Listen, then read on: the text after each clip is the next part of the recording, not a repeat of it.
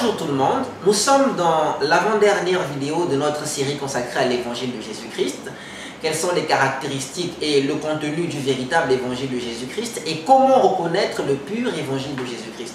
Tout de suite, nous allons parler du deuxième élément du message de l'évangile de Jésus-Christ qui est que Jésus-Christ est ressuscité des morts. Nous allons voir que la résurrection de Jésus-Christ est la clé de toutes les promesses de l'évangile. Nous allons voir aussi que sans la résurrection de Jésus, l'évangile devient une vaine prédication. Et nous verrons qu'en fait, toute la foi chrétienne repose sur la résurrection de Jésus-Christ.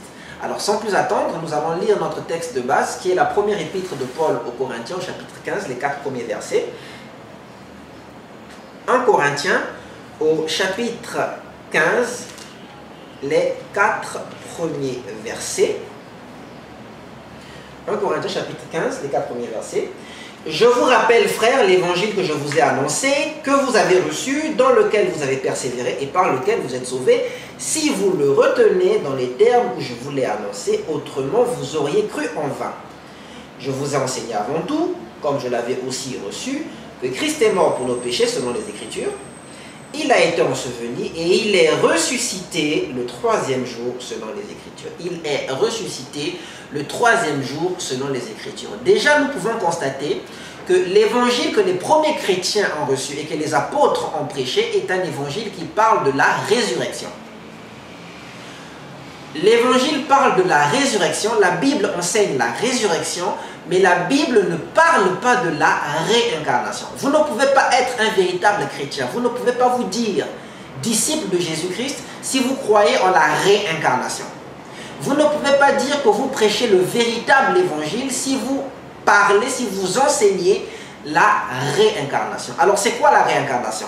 La réincarnation, c'est une doctrine orientale, c'est une doctrine issue du bouddhisme, de la religion bouddhiste ou de la religion hindoue. C'est une doctrine que l'on rencontre dans des mouvements comme le New Age et que l'on retrouve aussi dans certaines cultures africaines. C'est un enseignement qui dit, c'est un faux enseignement, qui dit qu'une personne a plusieurs vies. Une personne qui meurt, son cœur pourri, et son esprit va rentrer dans le ventre d'une femme pour renaître en tant que bébé. C'est ça la réincarnation. C'est en totale opposition avec la résurrection dont parle la Bible et qu'enseigne l'évangile.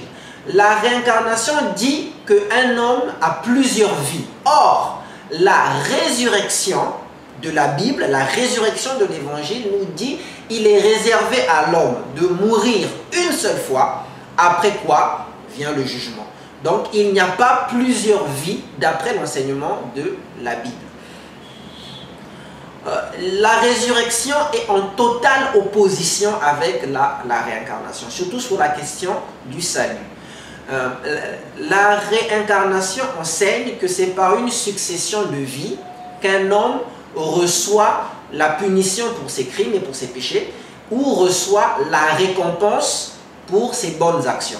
La réincarnation enseigne que si vous avez commis un crime dans une vie, vous allez recevoir la punition pour ce crime dans une autre vie. La réincarnation enseigne que si vous avez fait une bonne œuvre dans une vie, vous allez recevoir la récompense de cette bonne œuvre dans une autre vie. C'est tout à fait le contraire de la résurrection. La résurrection enseigne que lorsque vous mourrez, lorsque vous mourrez, la résurrection, c'est quand vous revenez à la vie telle que vous êtes mort. Vous mourrez en tant que François, vous revenez à la vie en tant que François. Et vous revenez à la vie pour le jugement. La résurrection enseigne le jugement dernier. C'est-à-dire que la résurrection enseigne qu'il y aura un jour, Dieu a fixé un jour où il va juger les vivants et il va juger les morts. Pour juger les morts, il va les ramener à la vie et il va les juger chacun selon ses actes. Ceux qui auront fait pendant leur vie de bonnes actions, de bonnes œuvres, recevront des récompenses. Et ceux qui auront commis des péchés, commis des mauvaises actions, commis la méchanceté, recevront la punition que méritent leurs méchantes actions. Donc c'est ça la résurrection. La résurrection enseigne qu'il y a un jour du jugement dernier, contrairement à la réincarnation. Donc vous voyez que ces deux enseignements sont totalement opposés. Vous ne pouvez pas enseigner la réincarnation et enseigner la résurrection. Ce n'est pas possible. Et il y a des gens qui utilisent l'histoire de Jean-Baptiste pour prétendre que la Bible enseigne la réincarnation. Le problème, c'est que pour que Jean-Baptiste puisse être la réincarnation de Élie, il aurait fallu que Élie meure. Or, quand nous lisons la Bible, nous voyons que Élie le prophète n'est pas mort. Élie le prophète n'a pas fait l'expérience de la mort. Il a été enlevé dans un char de feu par le Seigneur. Donc, il n'est pas mort. Or, il faut mourir pour pouvoir se réincarner. Il faut mourir pour que votre esprit puisse aller rentrer dans le ventre d'une femme et pouvoir renaître dans une nouvelle vie charnelle, pour pouvoir se réincarner. Ce n'est pas le cas de Élie le prophète. Donc, la Bible, encore une fois, n'enseigne pas la réincarnation. Alors, la résurrection est véritablement importante, et Jésus-Christ a parlé de l'importance de la résurrection dans le message de l'Évangile. Nous pouvons le voir dans cet épisode de sa vie que l'on appelle l'onction de Béthanie. Alors, l'onction de Béthanie se trouve dans le texte de Matthieu. Tous les évangiles ont cet événement. Nous allons regarder en particulier Matthieu 26. Matthieu au chapitre 26. Nous allons voir Matthieu au chapitre 26, les versets 6 à 13. Matthieu 26, les versets 6 à 13. Comme Jésus était à Béthanie, dans la maison de Simon le lépreux, une femme s'approcha de lui tenant un vase d'albâtre qui renfermait un parfum de grand prix. Et pendant qu'il était à table, elle répandit le parfum sur sa tête. Les disciples, voyant cela, s'indignèrent et dirent: « À quoi bon cette perte? On aurait pu vendre ce parfum très cher et en donner le prix aux pauvres. » Jésus, s'en étant aperçu, leur dit: « Mais pourquoi faites-vous de la peine à cette femme? Elle a fait une bonne action à mon égard, car vous avez toujours les pauvres avec vous, mais vous ne m'avez pas toujours. En répandant ce parfum sur mon corps, elle l'a fait pour ma sépulture.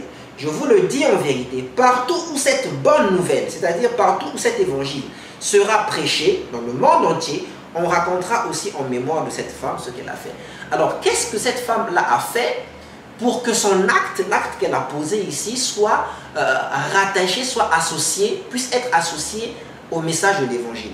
Nous voyons la réponse au verset 12. Jésus dit: « En répandant ce parfum sur mon corps, elle l'a fait pour ma sépulture, c'est-à-dire pour ma tombe. » La sépulture, c'est la tombe. Donc, en fait, Marie de Béthanie, en mettant le parfum sur le corps de Jésus, l'a fait par anticipation de la résurrection de Jésus. Elle savait que Jésus-Christ, quand il allait mourir, il allait ensuite ressusciter. Et il n'aurait pas eu la possibilité d'aller parfumer son corps selon la tradition. Si vous regardez les textes qui parlent de la résurrection de Jésus dans les évangiles, vous allez voir que le troisième jour, il y a eu des femmes, comme par exemple Marie de Magdala, qui sont allées le troisième jour, selon la tradition juive, pour aller parfumer le corps de Jésus. Mais quand elles sont arrivées, elles ont trouvé le tombeau vide.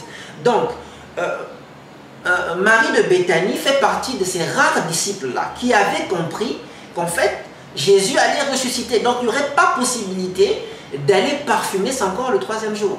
Donc, c'est pour cela qu'elle a pris ce parfum extrêmement cher et elle l'a versé sur le corps de Jésus en anticipant que Jésus allait ressusciter. C'est pour cela, comme son acte est basé sur la résurrection, c'est pour cela que Jésus va donc dire que partout où on annoncera l'évangile, partout où on annoncera cette bonne nouvelle, on dira aussi ce que cette femme a fait pour moi. Donc, c'est vraiment une manière de souligner l'importance de la résurrection de Jésus-Christ dans le message de l'évangile. La résurrection de Christ est tellement importante qu'en posant cet acte, en agissant à cause de la résurrection, Jésus-Christ a immortalisé l'acte de cette femme.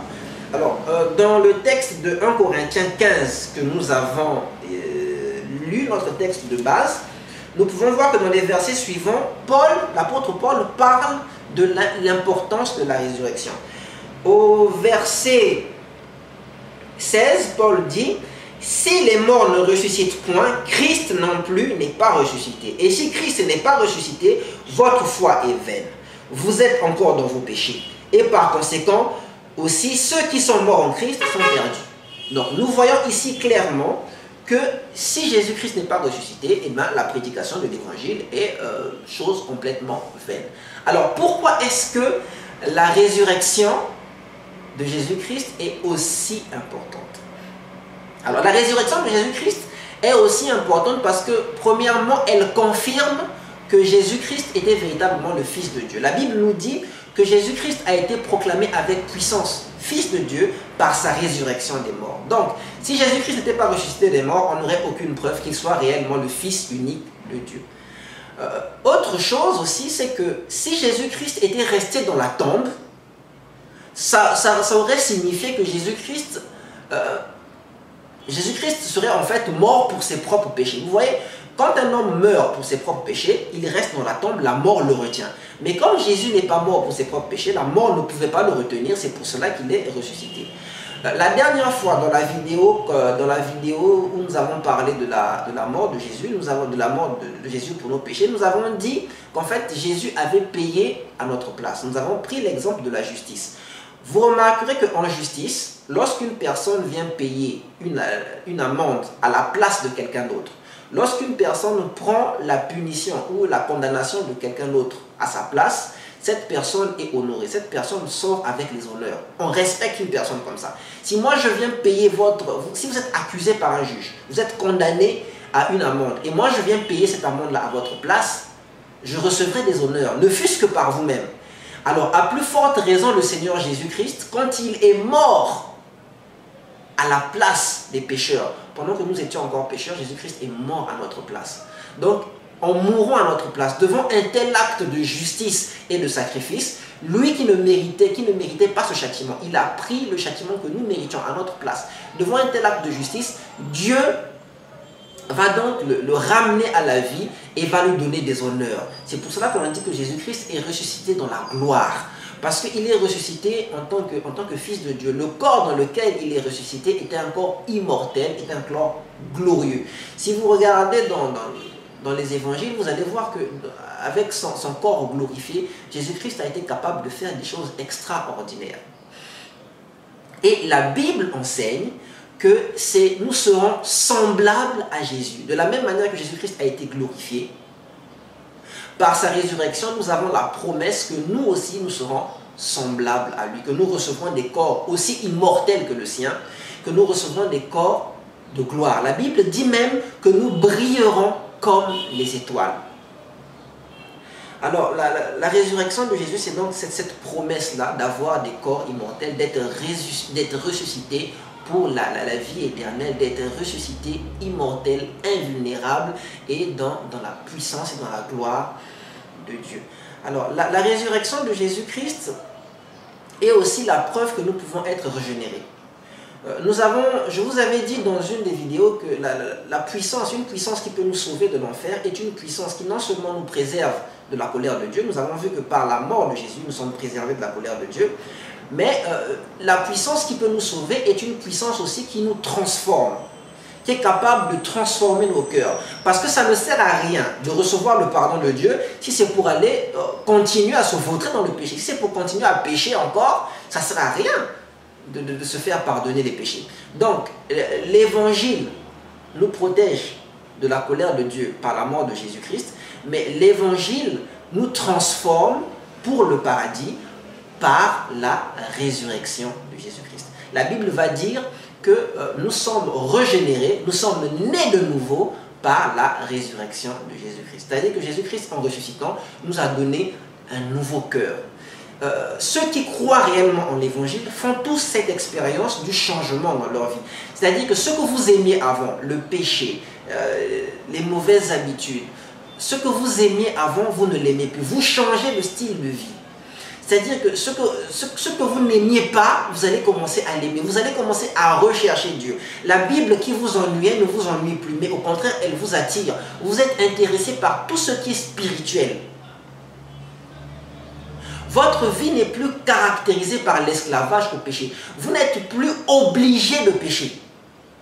Vous êtes délivré du péché. Vous recherchez maintenant les choses justes, les choses pures, les choses parfaites. Vous recherchez véritablement l'amour. Et cette transformation-là, qui vous pousse à rechercher les choses du ciel, les choses de Dieu, s'appelle la régénération. Et elle n'est accessible que par la résurrection de Jésus-Christ. Et donc, la dernière chose que nous trouvons dans l'enseignement dans la résurrection de Jésus-Christ, c'est ce qu'on appelle le jugement dernier. Par la résurrection de Jésus-Christ, Dieu prouve par là qu'il y a un jour de jugement, qu'il y aura un jour où Dieu va juger dans la justice la plus absolue, dans la justice la plus parfaite, tous les hommes, que ce soit les vivants, que ce soit les morts. Il y a un proverbe qui dit que tout se paye ici-bas. Ce proverbe n'est pas tout à fait exact, ce n'est pas tout à fait vrai, tout ne se paye pas ici-bas en fait. Regardez par exemple les Mobutu et tous ces dictateurs-là. Vous avez vu, il y a beaucoup de dictateurs, il y a beaucoup de personnes méchantes qui meurent sans recevoir réellement le châtiment qu'elles méritaient. Et il y a des personnes qui ont vécu dans la justice, il y a des personnes qui ont vécu dans l'obéissance à Dieu, il y a des personnes qui ont vécu dans l'amour du prochain, qui meurent de manière absolument abominable. Tout ne se paye pas ici-bas, mais par la résurrection de Jésus, nous avons l'espérance qu'au jour du jugement, Dieu ramènera tous les hommes à la vie pour leur rendre ce qu'ont mérité leurs actes. Ceux qui ont commis véritablement des crimes, comme les tyrans, les Mobutu, les dictateurs, les Hitler, recevront véritablement leur punition au jour du jugement dernier. Et ceux qui auront pratiqué la justice recevront leur récompense. Ceux qui auront cru en Jésus, ceux qui auront persévéré dans l'obéissance au commandement, ceux qui auront persévéré dans la foi et dans les bonnes œuvres recevront leur récompense au jour du jugement. Vous savez, Jésus-Christ a enseigné qu'il fallait faire le bien sans rien espérer, sans rien attendre de ceux à qui on faisait le bien. Jésus-Christ a enseigné qu'il fallait faire le bien à ceux qui ne pouvaient pas nous le rendre. Parce que notre récompense, nous l'aurions, la récompense, nous allons l'avoir au jour de la résurrection, au jour du jugement. Si vous ne croyez pas qu'il y a un jour du jugement où Dieu vous récompensera pour votre bien, vous n'avez aucune motivation pour pratiquer le bien. Vous n'aurez aucune motivation pour persévérer dans la pratique du bien. Vous savez, il y a un adage qui dit « à chaque bonne action, sa punition ». Vous allez remarquer que vivre dans l'amour du prochain, vivre dans le bien, vivre dans la pratique de la justice est quelque chose qui coûte excessivement cher. Vous allez avoir des détresses, des souffrances, parfois injustes, parce que vous pratiquez le bien. Ce qui va vous donner la force de persévérer dans le bien, c'est l'espérance de la résurrection des morts. C'est l'espérance qu'un jour, Dieu fera justice au jour du jugement dernier. C'est pourquoi les chrétiens, les disciples de Jésus-Christ persévèrent dans le bien. Parce qu'ils savent au fond de leur cœur qu'un jour, toutes les bonnes actions qu'ils posent dans la foi en Jésus ne sont pas des bonnes actions perdues.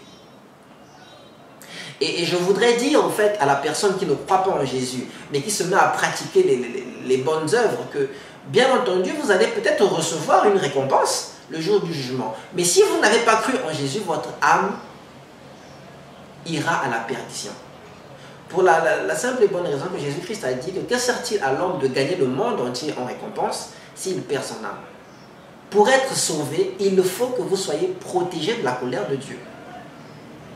Ce n'est que quand vous êtes protégé de la colère de Dieu qu'effectivement vous pourrez recevoir et profiter du plein salaire de toutes les bonnes actions que vous avez faites. Et pour être protégé de la colère de Dieu, il faut croire que Jésus-Christ est mort pour vos péchés. Ensuite, vous pouvez maintenant croire que Jésus-Christ est ressuscité. À partir de là, vous pouvez pratiquer les bonnes œuvres. Nous ne pratiquons pas les bonnes œuvres pour être sauvés. Nous sommes sauvés par Jésus-Christ. Nous sommes sauvés, en fait, pour pratiquer les bonnes œuvres. Nous pratiquons les bonnes œuvres parce que nous sommes sauvés et parce que nous espérons que par la résurrection, Jésus-Christ nous récompensera justement. Alors, je voudrais vraiment inviter à tous ceux qui ont soif de justice, tous ceux qui veulent être rassasiés par la justice de Dieu, de croire en Jésus-Christ. L'évangile de Jésus-Christ est venu pour ceux qui ont faim et soif de la véritable justice. Il y aura une véritable justice, mais elle aura lieu au jour du jugement dernier. Et cette véritable justice ne sera accessible, ne sera à votre bénéfice que vous croyez en l'évangile, que si vous croyez en l'évangile de Jésus-Christ. Alors, j'espère que Dieu aura touché votre cœur par ce message. J'espère sincèrement que je vous aurai donné envie de croire au message de Jésus-Christ.